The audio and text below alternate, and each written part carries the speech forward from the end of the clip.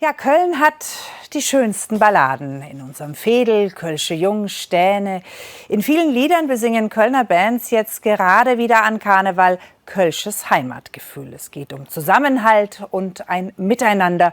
Genau solche Stücke machen sich Rechte oft zu eigen und da hat der Text dann eine ganz andere Bedeutung. Deshalb hat die Kölner Aktion gegen Rechts, Aschhu, Sie gehören alle dazu, ein Video produziert und natürlich den passenden Song.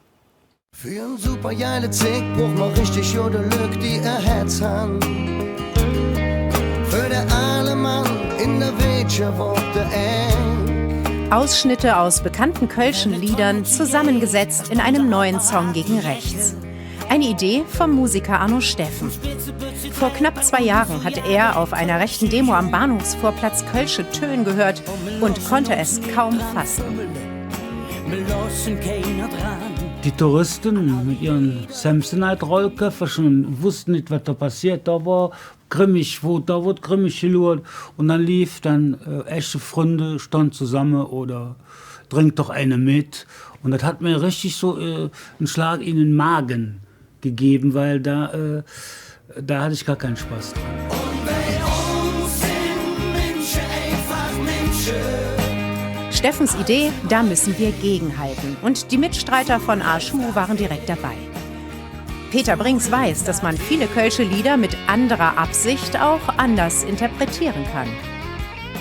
Wie nennt man das? Heimatumliche? Heimatumlich. Ja, die kann man immer falsch verstehen. Ne? Ich bin nur eine stolze kölsche Jung. Ne, so meine ich das nicht. Ich meine das, ich bin einfach nur eine Ehrenfelder, nichts anderes. Und das finde ich schön und das bleibt erstmal so stehen. Das ist ja erstmal wertfrei. Aber man kann so Sachen ganz schnell falsch verstehen. In unserem Veedel dringt doch eine mit, wir sind eins. Eine Menge Songs besingen hier Zusammenhalt und Geborgenheit in der Gemeinschaft. Auch Marianne Arndt war bei dem Videodreh dabei. Sie ist Gemeindereferentin in Höhenberg-Pfingst und hat gemeinsam mit anderen Nichtmusikern Gesicht gezeigt.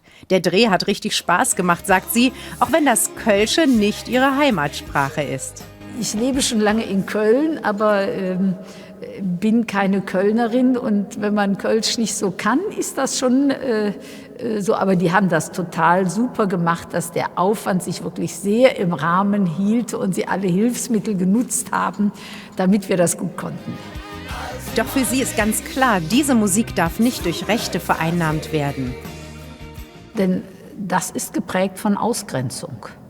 Und das, was Aschhu will oder viele Lieder der Kölner Mentalität, die wollen eine Öffnung, eine Einladung und nicht eine Ausgrenzung. In Köln sind wir eins, wir haben all derselbe Stammbaum. Für die Aschhu-Künstler ist klar, unsere Songs bekommt ihr nicht. Das sind ja meistens liebevolle, zärtliche oder kommunikative Dinge, wie trinkt da eine mit oder so Aufforderungen, dich zu beteiligen und zueinander zu kommen. Und dieses Momentum wird völlig auf den Kopf gestellt von der Position, weil diese Position, die im Grunde wirklich haben, ist eine hassvolle. Ihr